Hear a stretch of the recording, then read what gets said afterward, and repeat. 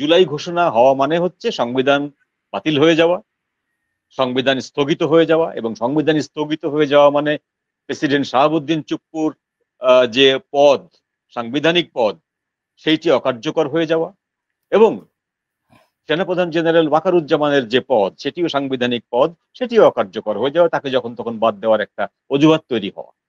এই জিনিসগুলো যখন ঘটতে শুরু করবে, তখন কোন পক্ষ কিভাবে কি রিয়াক্ট করবে সেইটি আপাতত বলা যাচ্ছে না। তবে জুলাই মাসে এরকম ঘটনাগুলো ঘটতে থাকবে। জি, মানে ভালো কিছু হওয়ার কোনো চান্স নাই। না, ভালো কিছু হওয়ার সুযোগ নেই। দেখুন মঞ্জু ভাই, আমি যদি আপনাকে দেখাই, আপনি দেখেছেন এটি, মানে আমি বলছিলাম যে এটি বারবার আমাদের দেখা উচিত, যে আমরা জাতিগতভাবে কত নিকৃষ্ট একজন সিইসি, হ্যাঁ, তাকে আমরা কিভাবে করে অপদস্থ করছি। এটি তো প্রথম না, এর আগেও আমরা কুমিল্লাতে, নোয়াখালীতে দেখেছি একজন মুক্তিযোদ্ধাকে জুতার মালা পরিয়ে তাকে ঘুরিয়ে নিয়ে বেড়া হচ্ছে। উনি 2 দিনের জন্য, একদিনের জন্য বাড়িতে এসেছিলেন। এখন এই ঘটনাটা, এই যে যেই লোকটি এই ঘটনাটি ঘটাচ্ছে, আপনি একটু দেখুন, হ্যাঁ, যে এই ঘটনাটি ঘটাচ্ছে, আমি একটু জায়গাটা স্টিল করে দিতে চাই। এই ব্যক্তিটি হচ্ছেন গিয়ে, এই ব্যক্তিটির নাম হচ্ছে গিয়ে আপনার মোজাম্মেল আলী ঢালী। মোজাম্মেল আলী ঢালী ওনার নাম। আমি আপনাকে দেখাই, এই হচ্ছে মোজাম্মেল আলী ঢালী, ঠিক আছে? তিনি এই যে তিনি বিএনপির, দেখতে পাচ্ছেন? তো তাকে যদি আমি এখানে বসে আইডেন্টিফাই করে ফেলতে পারি, তো বাংলাদেশের থানা পুলিশ তারা কি কাজ করে? থানা পুলিশ কি করবে? থানা পুলিশের একজন পুলিশ, সরকার জি, একজন পুলিশকে আমরা জানলাম যে গত পরশুদিন তাকে চাকরিচ্যুত করা হয়েছে। জুলাই অভ্যুত্থানের সৈনিকদেরকে মারধর করতে চেয়েছেন তিনি, সেই জন্য তাকে চাকরিচ্যুত করা হয়েছে। তো এটা তো আমরা জানি। আপনার নিশ্চয়ই মনে আছে যে আগস্ট মাসের যখন মেহেরপুরের আম্রকাননে যে মুক্তিযুদ্ধ স্মৃতি জাদুঘর ছিল, যেখানে এই পাক সেনাদের, সমস্ত পাক সেনাদের এবং মুক্তি সেনাদের মুরাল ছিল, মূর্তি ছিল, ভাস্কর্য ছিল, সেই জায়গাটায় পাক সেনাদের ভাস্কর্যগুলো কিন্তু ভাঙা হয়নি, সমস্ত মুক্তিযোদ্ধাদের ভাস্কর্যগুলোকে ভাঙা হয়েছে। তার মানেটা কি? তার মানেটা হচ্ছে যে যারা এই কাজটি করছে তারা সরাসরি মুক্তিযুদ্ধ এবং স্বাধীনতার বিপক্ষ শক্তি, এবং স্বাধীনতার সময় তাদের উপরে যে তারা যে পরাজিত হয়েছিল সেই পরাজয়ের প্রতিশোধ নিচ্ছে। এইটি যখন সারা দেশের সুশীল সমাজ মেনে নেয়, বিচারালয় থেকে শুরু করে, আইন প্রণয়ন থেকে শুরু করে, সরকারের যে প্রধান 3টি বিভাগ, নির্বাহী বিভাগ, বিচার বিভাগ এবং আইন বিভাগ, 3টি বিভাগের লোকজন, 3টি বিভাগের হর্তাকর্তারা যখন এইসব বিষয়গুলোকে মেনে নেয়, তখন সাধারণ জনগণের কিচ্ছু করার থাকে না। সাধারণ জনগণের তখন আফসোস করা ছাড়া আর কিছু করার থাকে না। আর একটি করার থাকে সাধারণ জনগণ, সেটা হচ্ছে আল্লাহর কাছে দেওয়া, যে সৃষ্টিকর্তার কাছে বিচার দেওয়া, যে হ্যাঁ আমাদেরকে রক্ষা করুন। আমাদের তার রক্ষা করার আর কেউ নেই। আমাদের সেনাবাহিনী যখন আমাদেরকে এই মব ভায়োলেন্স থেকে রক্ষা করতে পারছে না, পুলিশ তো পাচ্ছে না, সেটা অনেক আগে থেকেই পাচ্ছে না এবং করছেও না। এখন যে পুলিশ আছে সে পুলিশ করবেও না। কিন্তু সেনাবাহিনীর যে উপরে মানুষের আস্থা ছিল, তারাও যখন সেটি করতে পারছেন না বা করছেন না, তাহলে আমাদের নিয়তির উপরে দোষ চাপানো ছাড়া এবং ভাগ্যের উপরে দোষ চাপানো ছাড়া তো কোনো উপায় নেই। আর ওই আল্লাহর কাছে আবেদন করা, আমাদেরকে রক্ষা করুন। জি, মঞ্জু ভাই, এই যে ধরেন এই 3জন সিইসি, তারা স্বৈরাচারের দোষর, তারা এখনো অধরা, যুগান্তর এরকম রিপোর্ট করেছে, আপনি ব্যাখ্যা করেছেন, হ্যাঁ, কিন্তু আপনি আমাকে বলুন, এই 3জনই কি তাইলে এই মানে একটা নির্বাচন কমিশনের সরকারের বাইরে গিয়ে কিছু করার এখতিয়ার কি আছে? নাই।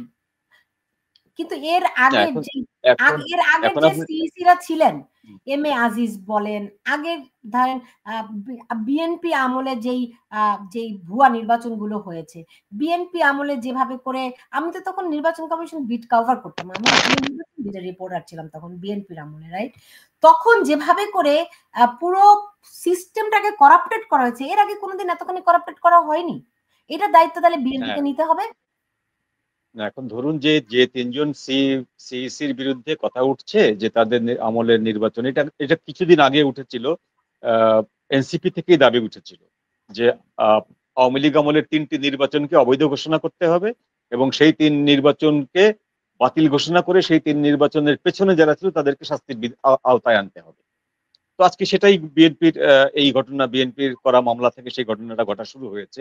এখন ধরুন যদি প্রশ্ন করা হয় যে বিএনপি এই 3টি নির্বাচনের একটি নির্বাচনে অংশগ্রহণ করেছে, বিএনপির যে মহাসচিব ফখরুল ইসলাম আলমগীর সাহেব অংশগ্রহণ করেছিলেন, তাহলে কি সেই নিষিদ্ধ নির্বাচনে ফখরুল ইসলাম সাহেবের বিরুদ্ধেও কি মব জাস্টিস হবে? যদি ওই 3 সিইসির বিরুদ্ধে হয়, তাহলে সেই সিইসির আন্ডারে যে ফখরুল ইসলাম সাহেব ও বিএনপিও যে নির্বাচন করেছিলেন, যারা যারা নির্বাচিত হয়েছিলেন, তারাও কি ওই শাস্তির আওতায় আসবে? রাইট, আসা তো উচিত। রাইট।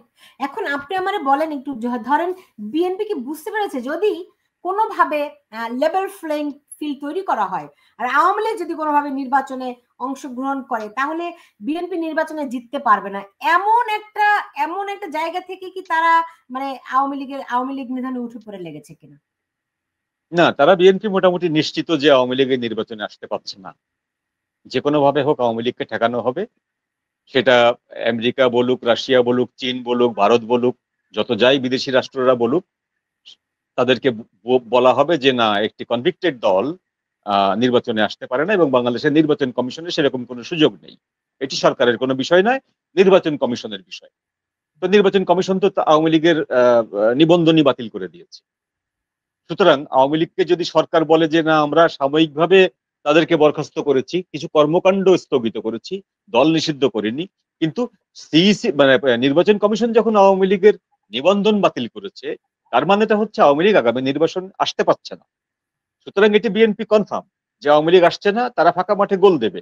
তারপরেও যদি তাদের বিএনপির যদি মনে হয় যে আওয়ামী লীগের উপর অত্যাচার করতে হবে বা এনসিপির যদি মনে হয় যে গত 3টি নির্বাচনকে বাতিল করতে হবে, তাহলে গত 3টি নির্বাচনের অধীনে যত লোক সংসদ সদস্য হয়েছিলেন তাদের সবাইকেই তো শাস্তির আওতায় আনা দরকার। সেখানে 10 জন যদি বিএনপির হয়, সেই 10 জনকেও শাস্তির আওতায় আনতে হবে। আইন কিন্তু তাই আপনার কি বলে। মনে হয় তাহলে যা কিছু করছে বিএনপি সেটা হচ্ছে খালি মাঠে গোল দেওয়ার জন্যই করছে? হ্যাঁ, ডেফিনেটলি করছে, খালি মাঠে গোল দেওয়ার জন্য করছে এবং যত দ্রুত এই মাঠটি খালি থাকে, গোলটা দেওয়া হয়ে গেলে তারপরে আওয়ামী লীগ আবার সিদ্ধ হোক, আবার ফিরে আসুক, না আসুক তাদের আর কোনো সমস্যা নেই। তারা ক্ষমতায় চলে গেলে তারপর যেটা ঘটবে ঘটবে। এবং কিন্তু ইউনূস সাহেব, বিএনপি এবং জামাত দুজনের যে কোনো একটা দল ক্ষমতায় চলে গেলে ইউনূস সাহেব এখান থেকে চলে যাবেন, তিনি বলেইছেন যে আমি টুপ করে চলে যাব। জি, কিন্তু বিএনপি কি বুঝতে পারছে যে মানুষ তাদের উপর থেকে মুখ ফিরিয়ে নিচ্ছে এইসব মানুষের কর্মকাণ্ডের দরকার মাধ্যমে? নেই তো এখানে, আপনি মানুষকে কেন আনছেন? মানুষ থাকলে তো ভোট হবে, ভোট হলে তো মানুষ হবে। ব্যাপারটা তো ভোট পর্যন্ত যাবে না, ইলেকশন তো হবে না। যদি ইলেকশন হয়ও, সেইটি হবে হচ্ছে অদ্ভুত টাইপের এক ধরনের ইলেকশন, সেখানে ভোটার দরকার নেই। এই যে এনসিপির একজন নেতা বলছেন যে 300 আসনকে বাড়িয়ে 400 করা হবে, 400-র ভিতরে 300 আমরা পাবো। কিসের জোরে বলছেন? এগুলো তো ভোট দরকার নেই, নিয়ে নেওয়া হবে, বন্টন করা হবে। তো সেটা যদি হয় তাহলে তো বিএনপির সমস্যা নেই। ভোট যদি টেবিলে ভাগাভাগি হয় তাহলে তো কারো কোনো সমস্যা নেই, নিজেরা নিজেরা ভাগাভাগি করে নেবে। তাহলে আওয়ামী লীগের অপরাধটা কি? আওয়ামী লীগের কিছু করার নেই, জনগণেরও কিছু করার নেই, জনগণকে এগুলো মাথা পেতে নিতে হবে। ভেরি স্যাড, বাট কিছু করার নেই।